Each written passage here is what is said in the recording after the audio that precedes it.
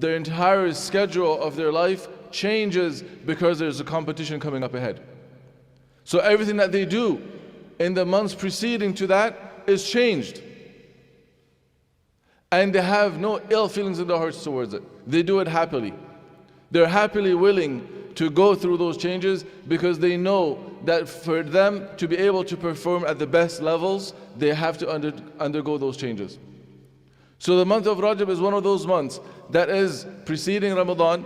It's leading us to that month. This is the time where we need to go within ourselves and we need to change the things that are impeding our progress.